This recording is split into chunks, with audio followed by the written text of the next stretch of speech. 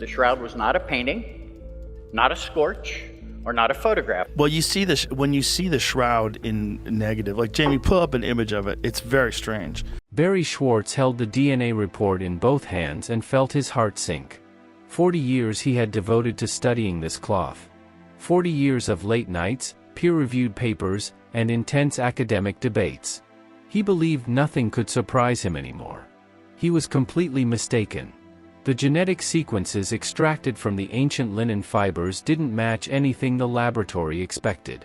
Not medieval European caretakers. Not Italian preservation experts. Not Roman-era Palestinians. The markers pointed toward geographic origins that made absolutely no scientific sense.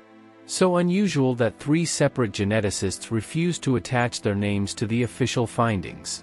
When Schwortz asked the lead researcher what they were dealing with, she gave him an answer he has never been able to forget.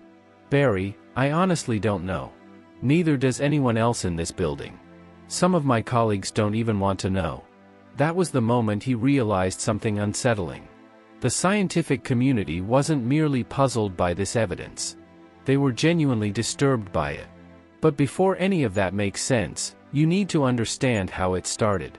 How one deeply skeptical Jewish photographer, a man who openly dismissed this artifact at professional conferences, became the world's leading scientific voice on the most controversial object in human history. It was 1978, and Barrie Schwortz was not a man who believed in sacred relics. He was a technical photographer of the highest standard. The kind of specialist NASA trusted with its most sensitive classified imaging projects. So when a team of elite American scientists requested his expertise for a private examination of the Shroud of Turin, his reaction was something close to amusement. He assumed he'd fly to Italy, identify some obvious brush strokes within a few hours, write a short report, and be home within a week. Free European vacation, case closed, career moves forward. He even joked about it publicly at conferences. Those comments would follow him for 40 years. Because something happened when he finally arrived in Turin. The team worked 5 exhausting days and nights around the clock. Schwortz photographed every microscopic fiber, every mysterious marking, every detail embedded within the fabric. He was methodical and thorough. He knew how to examine a surface and discover what was really there. And gradually, the color drained from his face. There were no brush strokes. No pigments.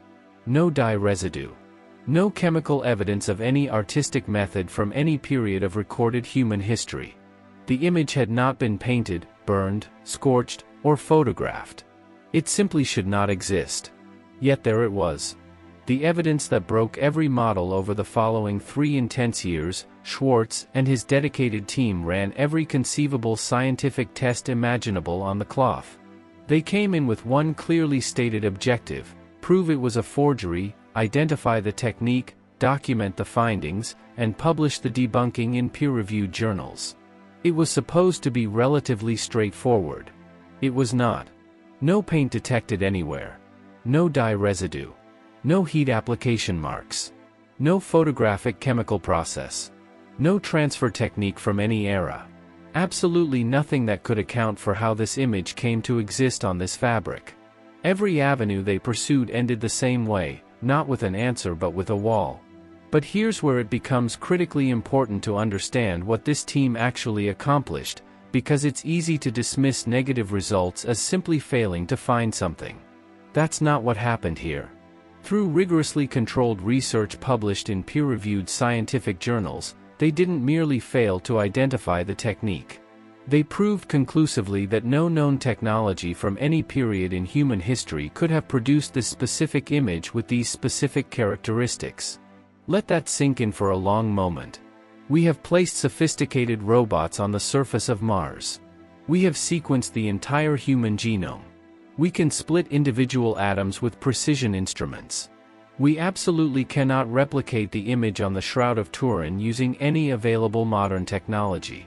When the team finally published their comprehensive findings, the broader scientific community responded in a way that was deeply strange. Not with outrage. Not with rigorous counter-argument. Not with the kind of spirited academic debate that legitimate controversial claims normally generate. Just silence. Suspicious, total, institutional silence. No major rebuttals appeared.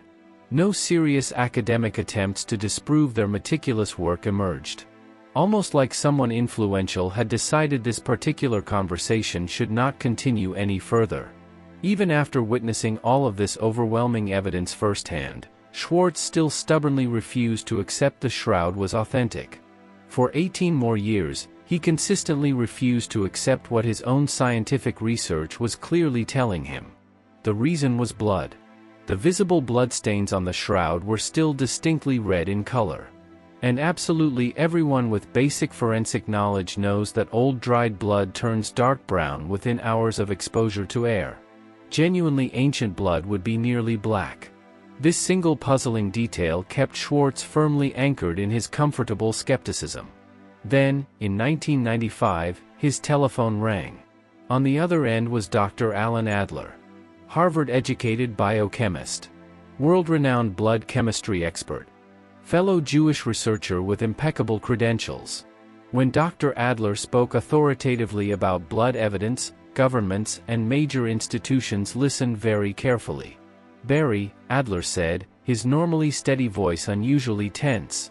"The blood samples on the shroud contain abnormally high bilirubin levels.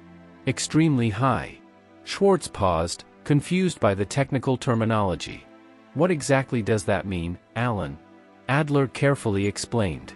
"When a human body undergoes extreme prolonged physical trauma, severe repeated beating, brutal whipping, piercing with sharp thorns, eventual crucifixion, the entire biological system floods dramatically with bilirubin as an acute shock response.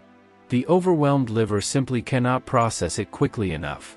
Blood containing those elevated bilirubin levels stays permanently red. It never darkens over time. Ever." Schwartz's hands went suddenly cold. His mind raced backward through years of accumulated research. The conclusive evidence had been sitting directly in front of him for nearly 2 full decades. He simply hadn't possessed the specialized biochemical knowledge required to correctly interpret what he was seeing. In that single transformative phone call, every lingering doubt completely dissolved. The shroud wasn't just potentially authentic. Based on everything the evidence showed, it was exactly what it had always claimed to be. The actual burial cloth of Jesus of Nazareth. And here's something worth pausing on that most researchers don't discuss openly. Whoever removed that burial cloth from the tomb put themselves in extraordinary personal danger. Jewish burial law treated burial cloths as ritually unclean objects. Once used to wrap a body, they were meant to remain with it. Removing one was a violation of religious custom. Under Roman occupation, it was also potentially a fatal act. Roman soldiers executed people for far less serious offenses. So ask yourself honestly, would you risk crucifixion to preserve a piece of fabric from your neighbor down the street? Or would you only take that enormous risk for someone you genuinely believed had just conquered death itself? The very existence of this cloth tells us something profound that the history books rarely acknowledge. The DNA evidence few want to discuss. This is where the story takes its darkest and most genuinely unsettling turn. Because the unexplained image and the blood chemistry, as remarkable as they are not the most troubling part of what researchers have uncovered. The DNA evidence is. When specialized researchers finally extracted viable genetic material from the shroud's ancient fibers, their expectations were entirely reasonable and scientifically grounded. They anticipated contamination. Genetic material left behind through centuries of human contact. Medieval monks who had revered it, Renaissance craftsmen who had repaired damaged sections, Italian conservators who had worked to preserve it across generations. Contamination is normal in ancient artifact analysis. Expected. Scientifically manageable. What they found was not ordinary contamination. The genetic sequences revealed distinct markers from multiple completely different geographic regions. Middle Eastern traces were present, which made logical sense given the cloth's supposed origin. But alongside those were entirely unexpected sequences from South Asia. markers associated with North African genetic lineages, traces from ancient populations that had absolutely no reason to appear concentrated together on a single piece of cloth from 1st century Jerusalem. The distribution pattern was unusual, too geographically specific, too heavily concentrated in certain areas of the fabric. Nothing remotely resembling the diffuse, random contamination that centuries of casual handling would normally produce. Some geneticists, speaking privately in professional conversations rather than on any official record, have admitted they have never encountered anything quite like this unusual pattern before. It doesn't fit contamination models. It doesn't fit known transportation or preservation scenarios. It doesn't fit any existing scientific framework for how genetic material accumulates on ancient textiles. And certain prominent researchers involved in the analysis have reportedly chosen not to publish their complete findings publicly. Think carefully about what that actually suggests. Scientists whose entire careers are built on the principle that evidence must be shared and subjected to peer review have chosen to keep specific findings from this investigation away from public and academic view. That is not typical scientific behavior. That is the behavior of people who have encountered something they are genuinely unable to explain. What if the DNA evidence suggests the shroud isn't just historically old but far older than expected? What if the unusual genetic markers point toward something that challenges parts of what we think we understand about human history? These aren't fringe conspiracy theories from unreliable sources. These are serious questions being raised by credentialed researchers in private professional discussions. The kind of uncomfortable conversations that rarely seem to reach peer-reviewed journals. The official mainstream academic position continues to maintain that the shroud is merely a medieval forgery created by an unknown artist. Despite blood chemistry findings interpreted by some researchers as evidence of extreme physical trauma. Despite image formation that remains difficult to fully explain. Despite DNA evidence that raises more questions than it answers. It's almost like the predetermined conclusion came first, and the physical evidence was simply expected to obediently follow along and confirm it. But the actual evidence isn't cooperating with that convenient narrative. The man who couldn't walk away, Barrie Schwortz, had spent years watching the mainstream media cover the Shroud of Turin investigation, and he had grown increasingly frustrated. Not just with the inaccuracies, though those were plentiful. Not just with the superficial treatment of genuinely complex scientific findings. But with something more fundamental. The way important evidence was being pre-processed through layers of editorial assumption and institutional preference before reaching the public. The media reports on the shroud were often misleading. Sometimes they were outright false. Findings were presented selectively. Conclusions were implied that the actual science didn't support. The public was being handed a narrative rather than evidence. In 1996, Schwortz made a pivotal decision that would ultimately define his entire professional legacy. He launched Shroud.com from scratch. It eventually became the largest, most comprehensive scientific database of shroud research anywhere in existence. Millions of curious visitors access it annually. Remarkably, the site existed and thrived long before Google became a household name. Schwortz steadfastly refused all advertising revenue and sponsorship offers from the very beginning. No corporate sponsors. No outside commercial influence permitted. Just completely unfiltered scientific data available freely to anyone brave enough to seriously examine it. In 2009, he formally founded the Shroud of Turin Education and Research Association as an official nonprofit organization. Its singular mission was preserving this invaluable accumulated evidence for future generations of researchers who might possess tools and techniques unavailable today. People constantly questioned his personal motives over the years. The question was understandable. Why would a Jewish man dedicate his entire remaining professional life to preserving controversial evidence about Jesus? His answer remained consistently simple and direct. My job isn't telling people what to believe. My job is ensuring the scientific evidence survives intact. But here's the deeply personal part Schwortz rarely discusses publicly. The investigation profoundly changed him as a person. After spending decades professionally sharing his scientific findings worldwide, something shifted in how people engaged with him. They stopped asking primarily about the shroud itself. They started asking about him directly instead. "What do you personally believe now, Barrie?" He deflected that question for years, retreating into the professional language of evidence and methodology and peer review. But at some point in his 50s, the deflection stopped working even on himself. He had been raised in a strict Orthodox Jewish household. The traditions, the observances, the sacred framework of his family's faith had surrounded him throughout childhood.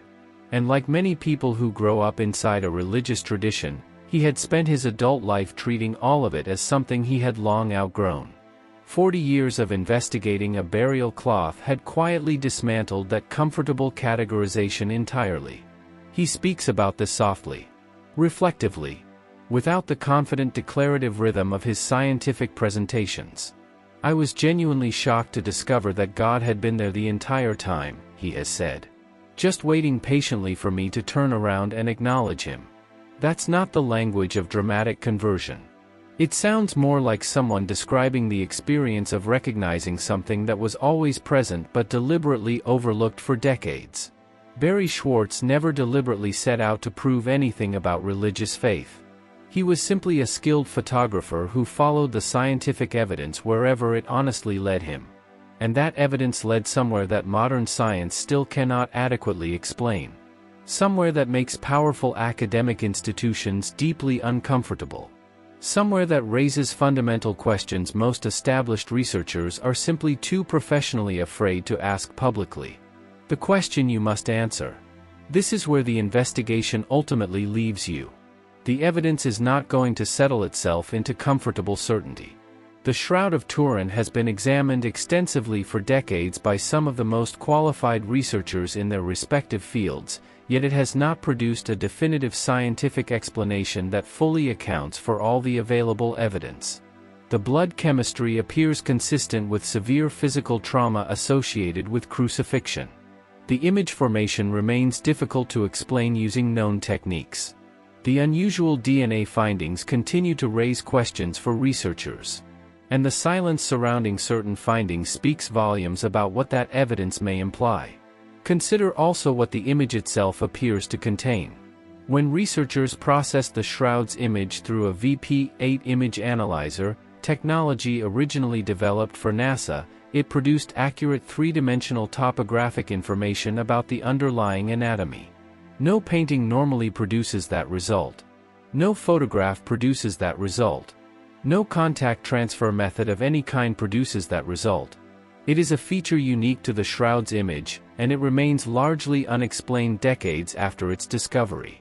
The medieval forgery explanation requires you to accept that an unknown artist, working in the 14th century, created an image through an unidentified technique that modern technology still struggles to reproduce, incorporating three-dimensional information that no known artistic method can generate, with blood chemistry markers suggesting forensic details unavailable in medieval Europe, using blood from a body that experienced trauma consistent with Roman crucifixion, with botanical pollen from plant species native to the Jerusalem region embedded within the fibers, all without leaving any clear chemical signature explaining how it was accomplished. The authentic burial cloth explanation requires you to accept that something happened within that cloth. Something that left a lasting physical record. Something that the full resources of modern science, applied over decades by some of the most skilled researchers alive, still cannot fully explain or duplicate. Neither answer is comfortable. Both carry implications that are genuinely significant. What the evidence demands is that you take the question seriously. Not as a matter of religious loyalty or institutional preference, but as a matter of intellectual honesty. Barrie Schwortz followed the evidence. Beyond his professional skepticism. Beyond 18 years of personal resistance. Beyond every instinct that told him the conclusion was too difficult to accept. A NASA-trained Jewish photographer with absolutely no personal stake in the outcome spent 40 years examining a burial cloth and arrived somewhere he never expected to go. The blood chemistry was there all along. The image formation was there all along. The DNA anomalies were there all along.